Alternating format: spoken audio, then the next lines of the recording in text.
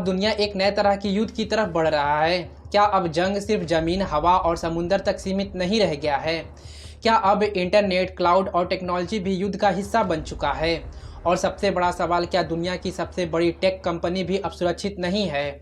अगर आपको लगता है कि ये सिर्फ एक साधारण खबर है तो रुक जाइए, क्योंकि जो आप आगे सुनने वाले हैं ना, वो आने वाले समय की सबसे खतरनाक सच्चाई हो सकती है। और अगर आप ऐसे ही खबर और सच्ची खबर को जानना चाहते हैं या सबसे पहले सुनना चाहते हैं तो हमारे चैनल को सब्सक्राइब कर लीजिए, क्योंकि यहाँ पे खबर ही नहीं बल्कि खबर के पीछे की भी सच्चाई बताई जाती है।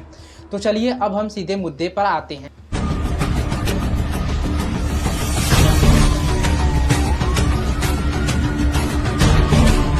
1 अप्रैल 2026 की शाम एक ऐसी खबर सामने आई जिसने पूरे दुनिया को चौंका कर रख दिया।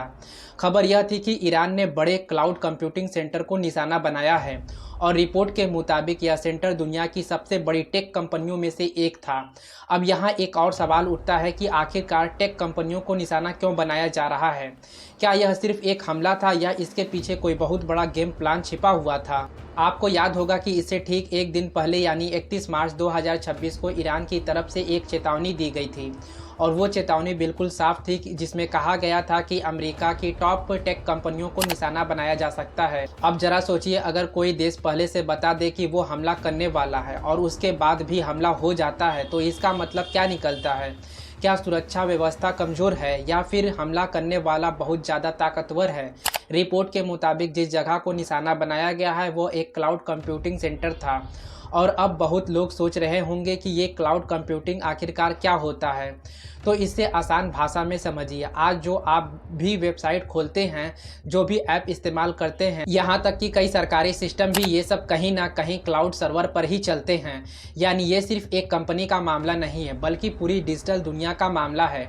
अब यहाँ और एक बड़ा सवाल उठता है कि अगर इस तरह के क्लाउड सिस्टम पर हमला होता है तो उसका असर क्या हो सकता है? क्या वेबसाइट काम करना बंद कर सकती है? क्या ऐप काम करना बंद कर सकते हैं? क्या देशों की डिजिटल व्यवस्था हिल सकती है?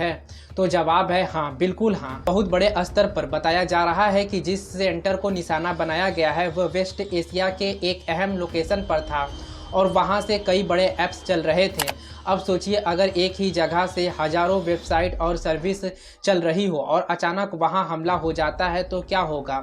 सर्वर डाउन हो जाएगा, वेबसाइट बंद हो जाएगी और पूरी डिजिटल सिस्टम ठप पड़ सकती है। और यहीं से शुरुआती असर देखने को भी मिल सकता है। लेकिन कहानी यहीं ख़त्म नहीं होती है, असली खेल तो अभी शुरू होता है, क्योंकि रिपोर्ट में ये भी कहा जा रहा है कि ये सिर्फ एक शुरुआत हो सकती है।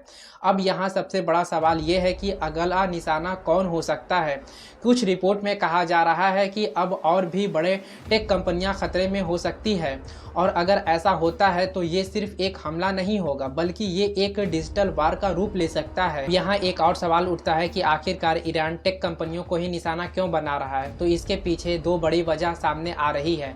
पहली वजह है डिजिटल इकोनॉमी पर सीधा हमला करना, क्योंकि आज के समय में अमेरिका की सबसे बड़ी ताकत सिर्फ उनकी सेना नहीं है बल्कि उनकी टेक्नोलॉजी और डिजिटल सिस्टम भी है।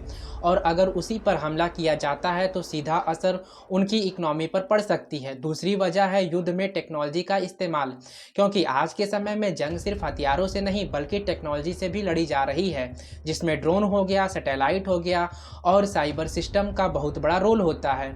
और इन सब में टेक कंपनियां का अहम भूमिका होती है। इसलिए अगर इन्हें निशाना बनाया जाए तो युद्ध का दिशा बदला जा सकता है। अब यहाँ पर एक बहुत खतरनाक सवाल सामने आते हैं, क्या आने वाले समय में युद्ध इंटरनेट पर लड़ी जाएगी? क्या हमारी रोज़मर्रा की ज़िंदगी भी इन जंग का हिस्सा बन सकती है?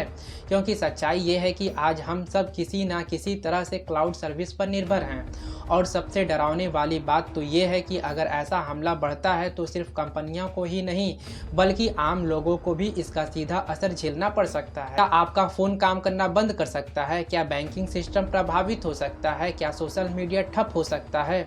सोचिए, अगर ऐसा होता है तो हमारी ज़िंदगी कितनी बदल सकती है। और एक्सपर्ट तो लगातार चेतावनी दे रहे हैं कि अगर ये सिलसिला लगातार जारी रहा तो दुनिया एक नए तरह के युद्ध में प्रवेश कर सकती है, जिसे डिजिटल वार कहा जाएगा। लेकिन कहानी कहानी में अभी सबसे बड़ा ट्विस्ट बाकी है। क्या ये हमला सच में उतना बड़ा था जितना बड़ा बताया जा रहा है? क्या कुछ जानकारी हमसे छिपाई जा रही है? और सबसे बड़ा सवाल यहाँ पर ये उठता है कि अब अगला निशाना कौन होगा। तो आइए अब आगे सुनते हैं अगला निशाना कौन है। तो सवाल वही है जो हर किसी के दिमाग में इस टाइम घूम रहा है कि आखिरकार ये हमला कितना बड़ा था और क्या सच में दुनिया एक डिजिटल युद्ध की तरफ बढ़ रही है, या फिर ये शुरुआत है एक बहुत बड़े खेल की। क्योंकि जिस तरीके से लगातार रिपोर्ट सामने आ रही है वो साफ इशारा कर रही है कि मामला सिर्फ एक क्लाउड सेंटर तक सीमित नहीं है, बल्कि इसके पीछे बहुत बड़ा कह सकते हैं कि स्ट्रेटेजी प्लान हो सकता है। अब यहाँ सबसे पहले ये समझना जरूरी है कि जिस सिस्टम को निशाना बनाया गया है वो कोई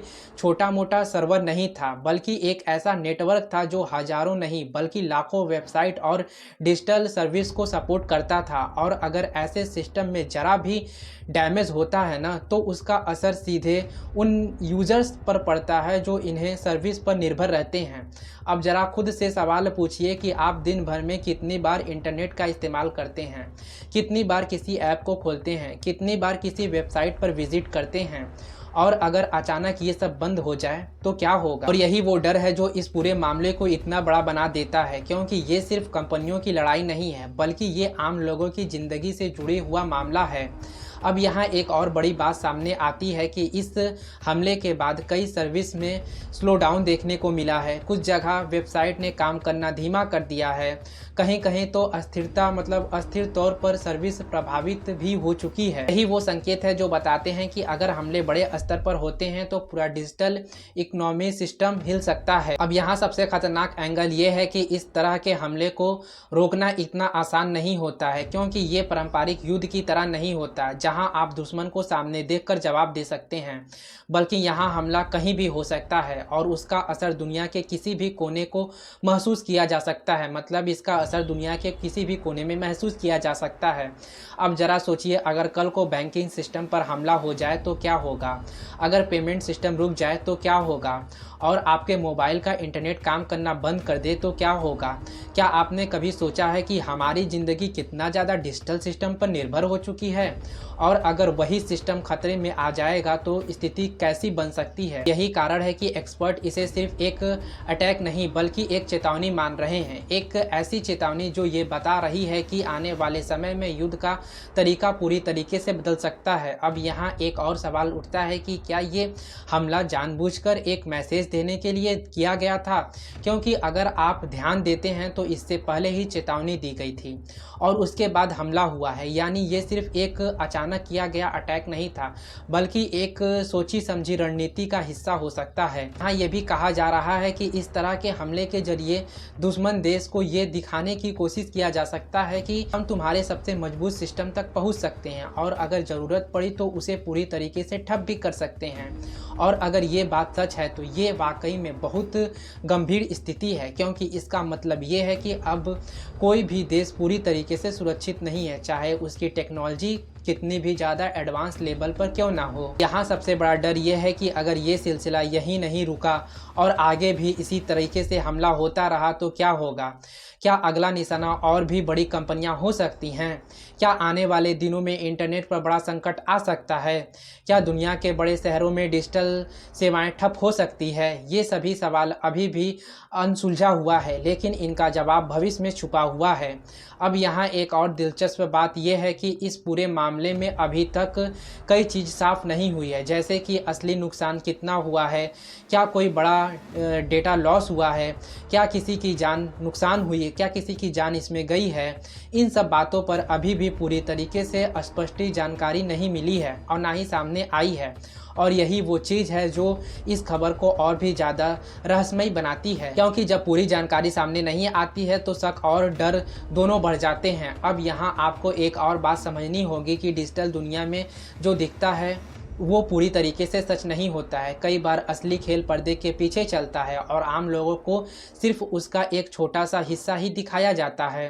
तो क्या इस मामले में भी कुछ ऐसा ही हो रहा है?